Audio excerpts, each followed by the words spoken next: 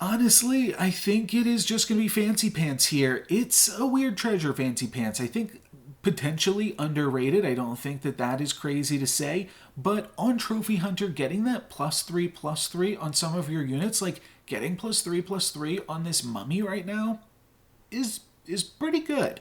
And we'll be able to cast the Candy Rain as well, but let's just sell Lonely Prince and one of these chickens, saving the other one for level 4. Now this mummy has 14 attack.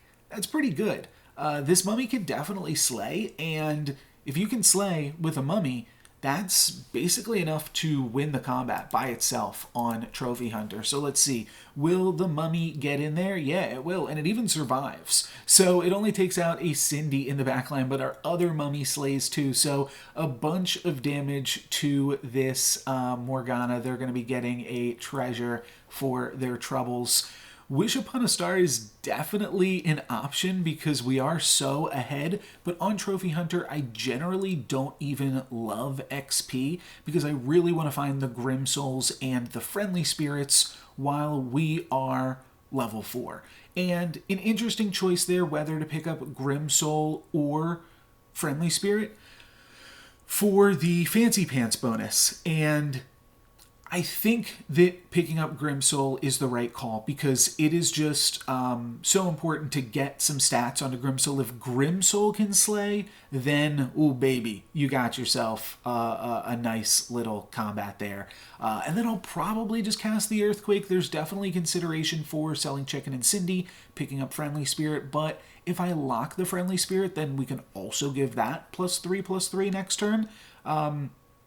It is some opportunity cost, like if we roll into another Grim Soul, things do get a little bit awkward with that, but I think that we do want to lock this Friendly Spirit and pick it up with the Fancy Pants bonus for next turn. So that's the plan, and hopefully these mummies and these Grim Souls can slay. We're 37 health on 4.0 with a Trophy Hunter and have a decent build, so yeah, feeling pretty good about this one. Like I said, I've been playing a lot more Trophy Hunter. You've probably noticed a little bit more Trophy Hunter on the channel, and feeling a lot more confident with it.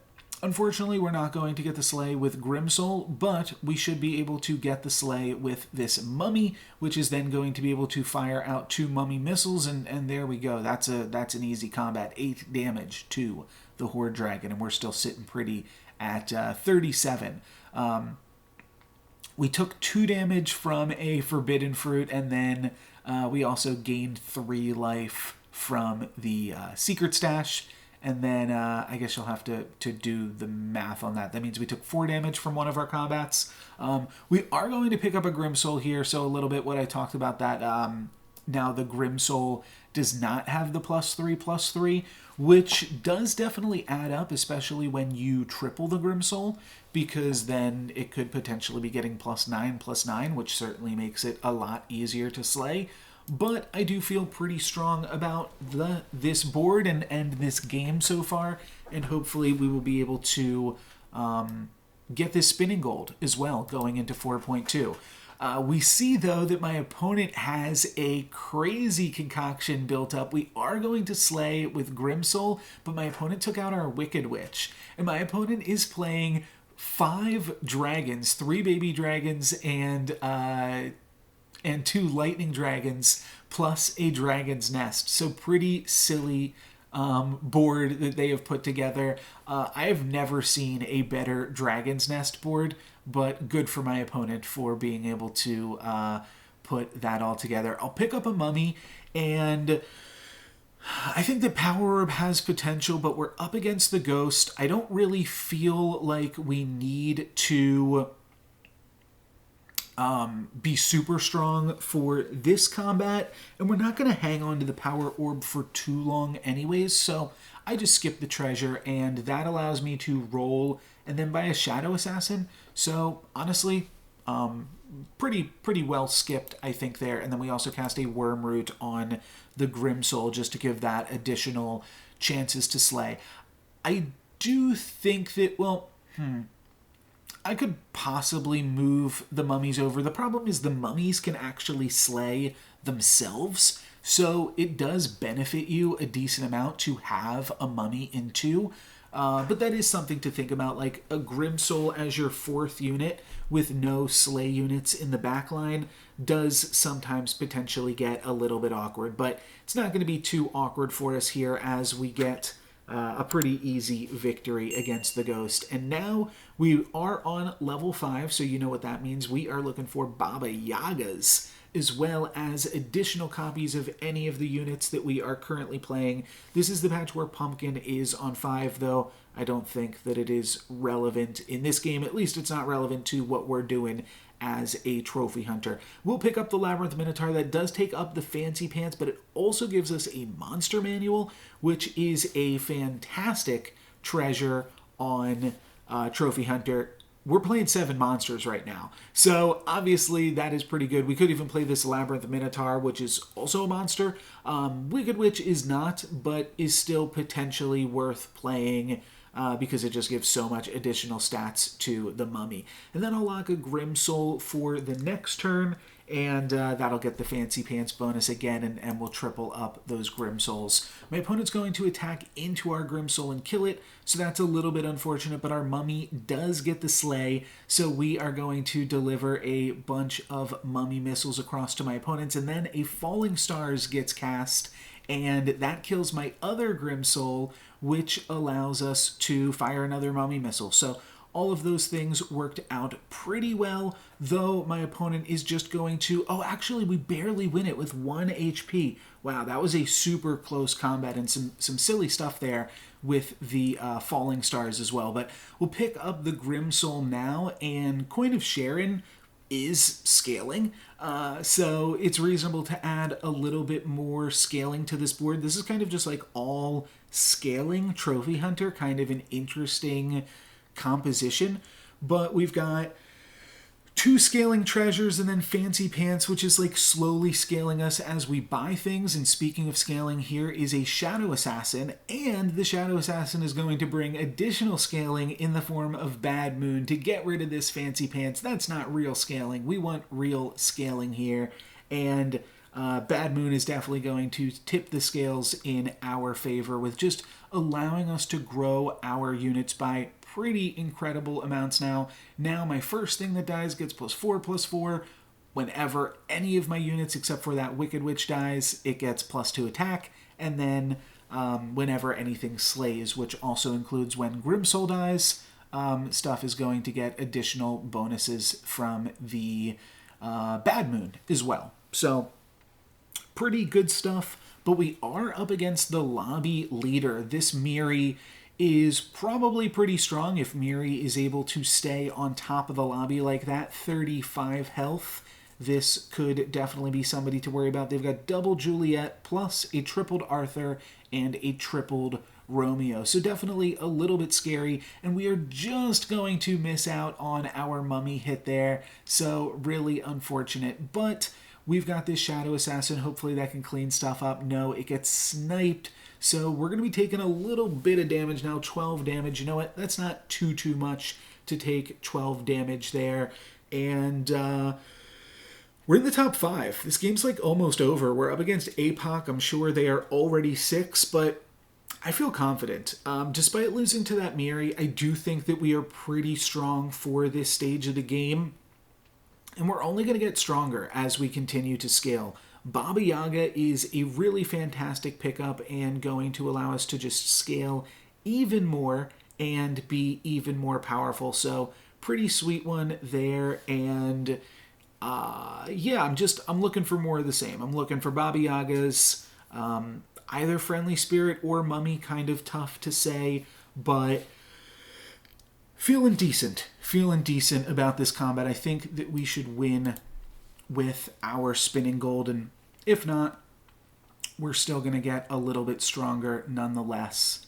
So let's see how this works. My opponent with double Doom Breath, pretty scary. They are going to take out a huge chunk of our board, and Grimsoul is going to fail to slay, but we do get some nice mummy hits. This combat winds up being super close with my opponent with an Echo Wood with 1 HP remaining. really close. Can't be too upset about that, of course, other than the fact that we took some damage. But now it's time for the top three. One of the players was eliminated to the ghost, I suppose. And yeah, just going to be rolling same old stuff. Look for more copies of the things that we already have. You guys know the deal. We're up against the ghost this turn, so we do have a little bit of flexibility in terms of what we put together, but I don't think that's going to make too much of a difference ultimately. Yeah, we're just going to be Trophy Hunter. So let's jump ahead into that game. Feel like I don't have too much to add in terms of the, I rolled and found a Baba Yaga. Okay, that's really sweet. That's something to add. And Grimsoul's going to get not only the Coin of Sharon, but also some Bad Moon triggers, and then it's going to make the Friendly Spirit also get some Bad Moon triggers, as the Friendly Spirit gets a bunch of slays and then gets even some more slays, all while being supported by Baba Yaga. So this Friendly Spirit is definitely growing, and we can continue to grow this comp even further and just continue to be strong into the end game here. Miri took out our other opponent, the APOC that we just played against, the double Doom Breath APOC. Yeah, the Miri was much stronger than double Doom Breath APOC. That makes a bunch of sense. And then here, I'm just going to sell off these benched units and triple the Baba Yaga. I think that makes sense to spend my money, and then I will go for a Mimic Chest. And this is a tough one, whether you keep the doubled Monster Manual or keep the double Coin of Sharon. Let me know which one you do. I think it's really, really close as far as what is the correct play there, but that is what I go for nonetheless. There's also an interesting play to be made here, I think. So you always would love to slay with Grimsoul, because that allows your Grimsoul to scale, and it means that your bonuses are multiplicative and that you just get to do a bunch of stuff. So I'm very tempted to support the Grimsoul in this capacity. But the other way to play this would just be to Baba Yaga supporting only 2 Last Breath units, and you see me debating it right there. That's also the reason I'm not playing the Friendly Spirit. I don't want the Grimsoul buffs to land on that. If you can see my opponent's board, we actually had a 50-50 to slay if we attacked first. So really, really close stuff there. Unfortunately, my opponent attacks into us, which does mean we are going to be a little bit in an awkward position for this combat. But if we can 50-50 and hit the Romeo, then we only take a little bit. We only taken a little bit either way. I guess it's just a matter of taking 9 or taking 7. But either way, we are dead from one more combat. So maybe it doesn't matter too much. You can see I am still feeling like I can get this Grimsoul to slay. It's super close. So I think I am going to try to go for that. Oni King could certainly be a pickup. It would push us over the edge, but Baba Yaga seems really sweet as well. So I'll go for the Baba Yaga. I'll pick up the chicken temporarily, and then I will roll. And I would love to triple this Friendly Spirit right now, but unfortunately, not going to be able to find it. I do go for the Spinning Gold, and that is because we have to win this combat. I mean, I guess we could tie, but basically, I mean, this comp, it's pretty difficult to tie when your backline is full of ranged units. It's certainly still possible. It was almost possible last combat, but the trick here is that if we lose, it doesn't matter that we lost the Spinning Gold. And if we win, then we'll have 3 extra gold. So this is like a pretty clear case when you're down to 3 HP against somebody that is at 35 HP. You Spinning Gold and you bet on yourself and you see what you can make happen. So let's see if we can do it. Is Grimsoul going to be big enough? That's the first question. That answer's no. It would have to hit Juliet. Oh, it could hit Juliet here. It hits the Frog Prince instead, and just barely not strong enough. But the Mummy missiles are going to come through. That is going to be pretty nice. And then Mummy gets another slay. And unfortunately, 2 of them do land on the sheep. But that was pretty good cleanup duty in terms of being able to win this one. And we are going to get a kill onto this Miri, or deal some damage to them. And we walk away with some bonus gold as well. So not too shabby. Then we get to triple the friendly spirit and we find a Horn of Olympus. So I think that we've had enough scaling for now. Let's make it so that all of my units in the front row are now triple Baba supported, or, you know, 1 golden plus 1 normal Baba. Could take a monster book. If Grimsoul lands on that, that also seems fine. But I decide to keep rolling, and I roll into a Grimsoul. So that's pretty sweet. And then I will roll a little bit more. And when we find this Drink Me potion, there's actually a really good spell that we can find in this shop. And we find it. And that's why I sold the chicken for the Drink Me potion. Despite only having 1 gold, the spell I was looking for cost 0. This actually happened earlier in the game too. A Falling Stars allowed our Grimsoul to trigger immediately. So basically, this is going to do a number of work against our opponent before either of us even attacks. The Grimsoul's just going to die, and this was actually something that was brought up in by one of the commenters on YouTube a little bit ago, and it's always something that I've been trying to do. They mentioned it with the Ring of Meteors, which just seems really sweet. But in this case, look, we're firing off 3 mummy missiles before the combat even starts, and we hit some of their best units. We hit Romeo, we hit Princess Peep, and we hit the ranged unit. And then Grimsoul is also going to slay, so that is going to be a whole bunch more slay triggers and a bunch more scaling, because we've got Bad Moon, Mimic Chest, so we are really going to be scaling this board. It's not just about the fact that all of our numbers are big right now. It's about the fact that this friendly spirit is actually going to stay at 108. So that's pretty fantastic, and my opponent doesn't want anything to do with it. And they would have had a tough time. They could have won. They definitely could have stayed in it.